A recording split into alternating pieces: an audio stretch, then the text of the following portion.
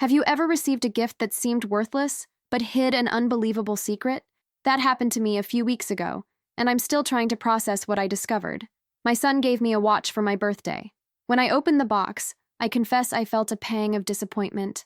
It was an old watch, with a worn leather strap, the dial somewhat yellowed with age. And the worst part? It was stopped. It didn't work.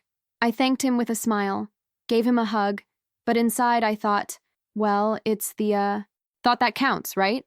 I kept the watch in the drawer for weeks. Every time I opened that drawer and saw it there, stopped, I felt a mixture of guilt and frustration. Guilt because it was a gift from my son. Frustration because, well, it was a broken watch. I almost donated it during one of those closet cleanouts we all do. Almost. Something made me hesitate. That's when I decided to take it to be repaired. At least I'll be able to use it, I thought. I'll just put in a new battery, and that's it. I went into a small neighborhood jewelry store where a man of about 60 was working behind the counter. I put the watch in front of him and said, I need to change the battery on this one. He picked up the watch, glanced at it quickly, and then something happened that I'll never forget. He took the magnifying glass, brought it close to the dial, remained silent for about 10 seconds, that felt like an eternity, and then looked at me with an expression I couldn't decipher. Was it surprise? Disbelief? He took a deep breath and said in a low, serious voice, Sit here. Do you have any idea what you're holding in your hand? My heart raced. Thousands of thoughts raced through my head in seconds. Was it stolen? Was it dangerous? Was it fake? I sat in the chair he offered, and what he told me in the following minutes completely changed not only how I viewed that watch, but how I see gifts, objects, and even the people I love.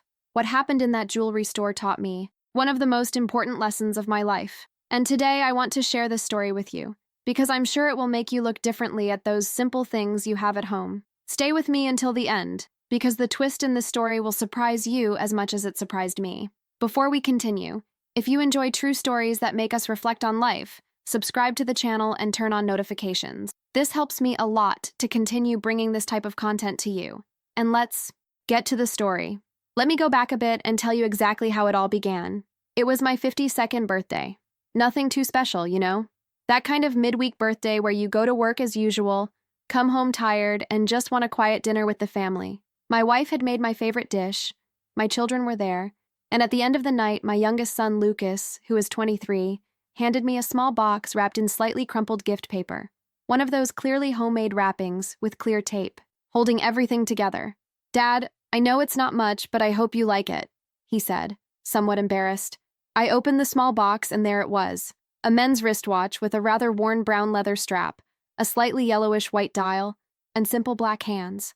At first glance, it looked like one of those watches you find in thrift stores or secondhand shops for about 50 or 60 Rs. It had no shine, no weight. It didn't have that look of an expensive or special watch. I wear a watch every day. I have a few in my collection, nothing fancy, but some models I like that I've bought over the years. So when I saw that watch, so simple, so ordinary, I confess my first reaction was disappointment. Not because I expected something expensive from my son. He's starting his professional life, going to college. I know the difficulties. But because that watch seemed genuinely worthless. And on top of that, it was stopped. Son, that's great. I'm going to try it, I said, trying to sound excited. I put it on my wrist. The hands showed 3:15 and didn't move. I think it needs a battery, he said, also looking a little disappointed. That must be it, I replied, taking the watch off and putting it back in its box. I thanked him, we hugged, and I put it away on the bedside table. In the following days, that watch kept bothering me, not because of its appearance or because it was broken, but because I knew it had been a gift from my son, and I simply wasn't appreciating it.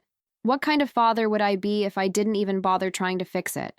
But at the same time, every time I looked at that watch, I thought, is it worth spending money fixing this? Wouldn't it be better to buy a new one? 2-3 weeks passed. The watch was still there in the drawer. One day, I was cleaning out the closets. You know that New Year's ritual where we decide to get rid of everything we don't use? I grabbed the watch, put it in a donation box. That's it, I've decided. I'm going to donate it and buy a new watch to wear. Something decent. But as I was closing the box, something made me stop. An inner voice, you know? That intuition you can't explain. It's a gift from your son. At least try to fix it before donating it. I sighed, took the watch back and put it in my pants pocket. The next day, on my way to work, I stopped at a jewelry store. Now I realize it was one of the best decisions I've ever made. But at that moment, I just wanted to change a battery and move on. I had no idea of the journey I was about to begin.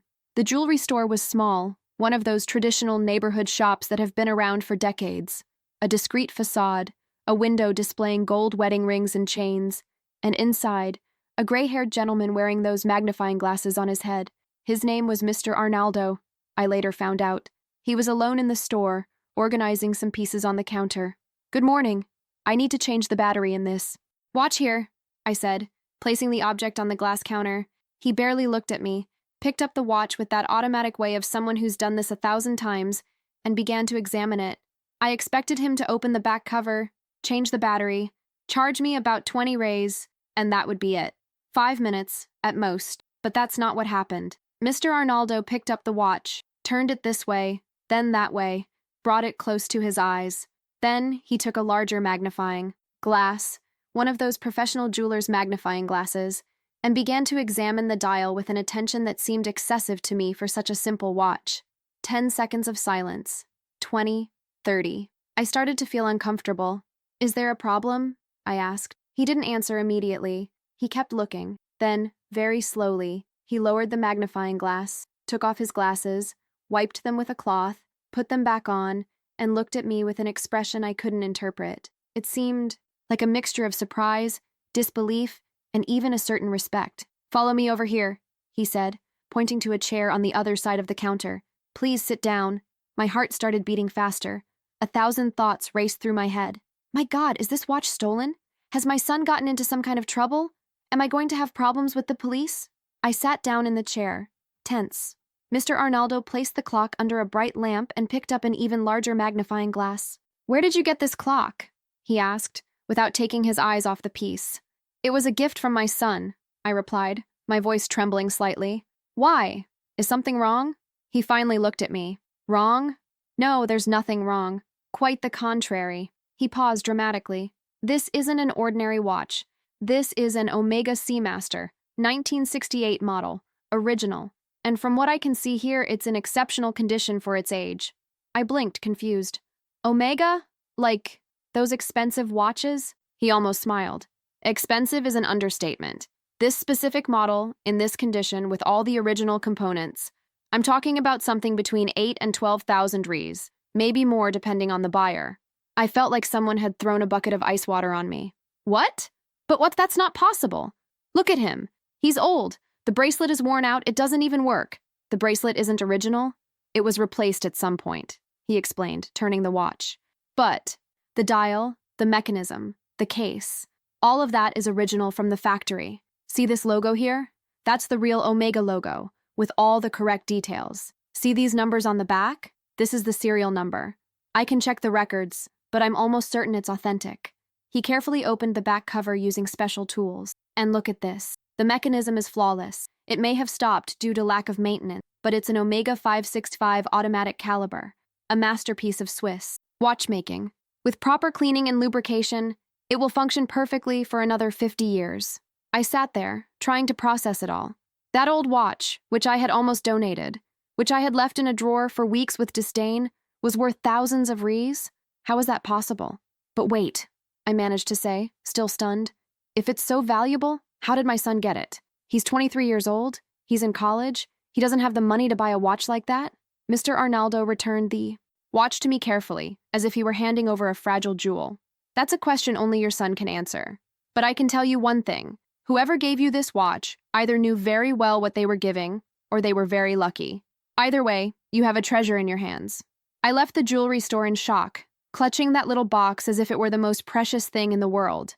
And now I could only think of one thing. How on earth did Lucas get that watch? I arrived home that night, and Lucas was in the living room, working on the computer. I sat next to him on the sofa, holding the watch box in my hands. My heart was racing. I didn't even know how to start the conversation. "Son, I need to talk to you about the clock," I began, trying to keep my voice calm. He looked at me somewhat suspiciously, as if expecting a scolding. "Okay, what's wrong? It really didn't work with the new battery?" "It's not about whether it works or not. I need to know. Where did you get that watch?" I placed the small box on the coffee table between the two of us. He was quiet for a moment, then looked away. "Why the question, Dad? Did something happen?" Lucas, I went to the jewelry store today. The jeweler told me that this watch is worth between 8 and 12,000 Ries. It's an original Omega from 1968. How did you get it? I saw his face change expression, first surprise, then something that seemed like relief, and then his eyes began to well up with tears. Seriously? I didn't know it was worth all this. But you knew it was special, right? Tell me, son, where did this watch come from? He took a deep breath and wiped his eyes with the back of his hand. Remember Grandpa Antonio? Your mother's father? My father-in-law had passed away 2 years prior. He was a simple, hard-working man who had been a mechanic his entire life. He died at the age of 78, of natural causes, leaving behind few material possessions but many fond memories. Of course I remember. Grandpa, I replied, feeling a tightness in my chest. So, after he died, Grandma was organizing his things. There was an old toolbox at the back of the cupboard, full of screws, car parts, that kind of thing. And in the middle of everything, inside an empty grease can, was this watch. Grandma thought it was worthless. She was going to throw it away with the rest. But I asked to keep it. Why? Did you have any idea of the value? He shook his head. No, I had no idea. But it belonged to Grandpa, you know. I imagined him wearing that watch when he was younger, before I was born. I asked Grandma if I could keep it, and she let me. She said Grandpa had several old watches, that this one wouldn't make a difference. And you kept it all this time? I kept it. It stayed in my drawer for over a year. Every time I saw it, I thought of Grandpa. And then, when your birthday came this year, I was broke. Completely penniless. I had spent everything on college bills, books, that kind of thing. I really wanted to give you a nice present, Dad, but I couldn't afford anything. His voice faltered slightly. I felt a lump in my throat as well. That's when I remembered the watch. I thought, it's Grandpa's, it's old, my dad likes watches, maybe he'll like it. I cleaned it as best I could, put it in a little box and wrapped it up. But when you opened it, I saw your disappointed face. You know when you try to hide it but you can't? I saw it, Dad, and I felt terrible. I kept thinking, I gave my dad a broken old watch, what a lousy gift. Lucas, I tried to interrupt, but he continued. Seriously, Dad, I felt bad about it for weeks. I thought about saving up to buy you a new watch, asking for that one back and throwing it away. But I also didn't want to offend you by asking for it back, so I let it go. And now you're telling me it's worth 12,000 Ries? I can't believe it. We were silent for a moment.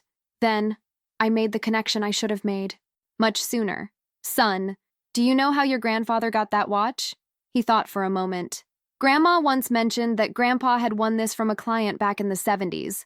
A foreigner who was passing through town had his car break down, and Grandpa fixed it for free because the guy didn't have any money. Then the foreigner took his watch off his wrist and gave it to him as payment. Grandpa didn't even want to accept it, but the guy insisted, saying it was important, and then he left. I felt, my eyes welling up with tears. That watch had an incredible history. I had passed it from a foreigner's wrist to my father-in-law as payment for an act of kindness. It had been kept for decades in a grease tin, surviving time, changes, and death. And now, through a series of impossible coincidences, it was in my hands, given to me by my son at a time when he had nothing but the desire to please me. Lucas, this is the most valuable gift I've ever received in my life, I said, and it was the purest truth. But Dad, I didn't even know. Exactly. You didn't know its monetary value, but you chose to give me something that had meaning, something from your grandfather, and you did it at a time when you had nothing else to give. That's worth more than 12,000 Ries, son. It's worth more than anything money can buy. We hugged there, crying, laughing, processing all that madness. And in that moment I understood. The value of that watch was never its market price.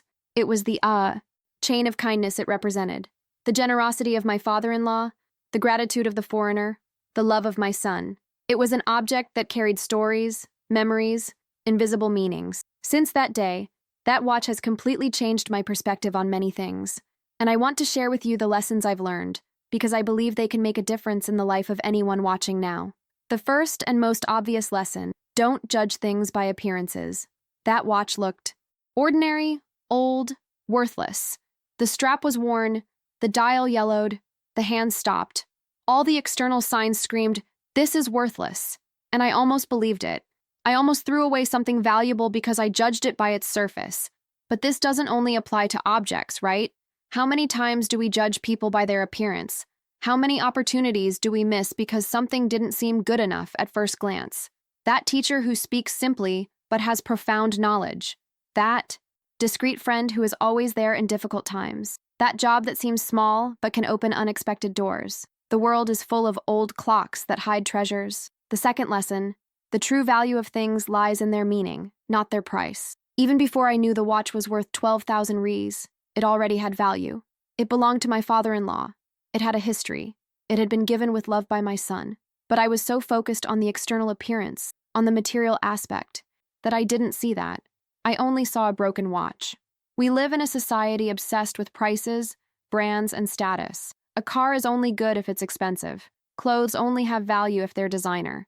A gift only impresses if it comes in a pretty box with a ribbon. But the most important gifts in life, love, time, memories, genuine gestures, don't have a price tag. And often, those are the ones we ignore. I think about how many simple gifts I've received throughout my life that I didn't appreciate. A drawing my daughter made when she was 6 years old, a handwritten letter from a friend, an old family photo. Things that seemed trivial at the time, but that carried so much love, so much meaning. Where are they now? Stored away? Forgotten? Thrown away? The third lesson, always ask the story behind things before discarding them. That watch was hidden in a grease can. My mother-in-law almost threw it away because it looked like trash. How much valuable trash do we throw away because we don't ask? Don't investigate. Don't give it a chance. This applies to objects and people. That coworker you find strange. What's their story? Why do they act the way they do? That homeless person on the corner. How did they get there? What's the story we're not seeing? I'm not saying you should embrace everyone or trust blindly, but I am saying, ask, investigate. Give it a chance to understand before judging. The fourth lesson, the best gifts come from the heart, not the wallet. My son didn't have any money. He could have given me a card bought at the stationery store or simply said, "Dad, I'm broke. I'll give you the gift next month," and I would have understood. But he didn't do that.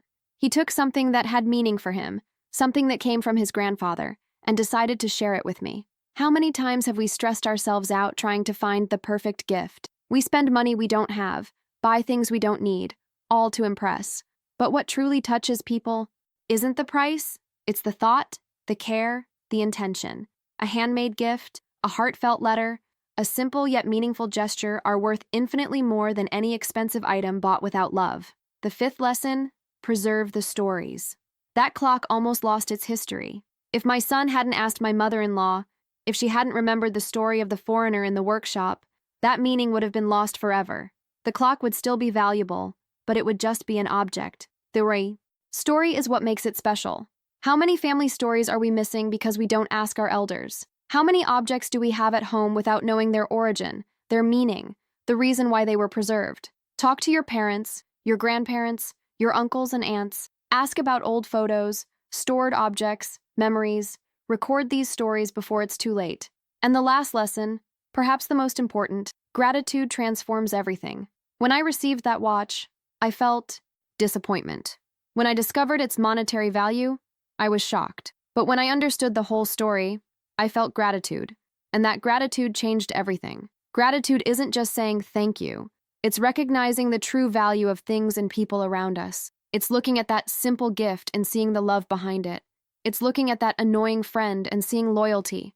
It's looking at that ordinary day and seeing the blessing of being alive. From that day on, I began to practice gratitude differently. Every morning when I put that watch on my wrist, I remember those lessons. I remember my father-in-law, who one day did a favor for a stranger. I remember my son, who gave me the best he had. I remember looking beyond the surface, asking about the stories, valuing what truly matters. So, what happened to the watch in the end? I took it back to Mr. Arnaldo at the jewelry store. He thoroughly cleaned the mechanism, lubricated all the parts, and adjusted the accuracy. We decided to keep the old leather strap. Yes, it's not original, but it has its own marks of time, its own stories. I spent about 400 Ries on the restoration, and now it works perfectly. I wear this watch every day. It doesn't matter if I'm going to work, if it's the weekend, if I'm going to an important event, or if I'm just going to the market. It's always on my wrist. And every time I look at it to check the time, I remember everything I've learned. I remember not judging by appearances. I remember looking for the meaning behind things. I remember asking about the stories. I remember valuing genuine gestures above money. I remember being grateful. It's like wearing a life lesson on my wrist, marking not only the hours of the day, but reminding me of what truly matters in each one of them. Some people ask me, But don't you think about selling it? 12,000 reais is enough to do a lot of things. And I always answer the same thing. Would I sell my son for 12,000 reais? Would I sell the memories of my father-in-law? Would I sell the most important lesson I've learned in recent years? Of course not. This watch is priceless because its value isn't in the gold, the Swiss hands, or the famous brand. It's in the invisible web of meanings it carries. My son recently told me he feels bad for giving a gift unintentionally, that it was lucky the watch was valuable.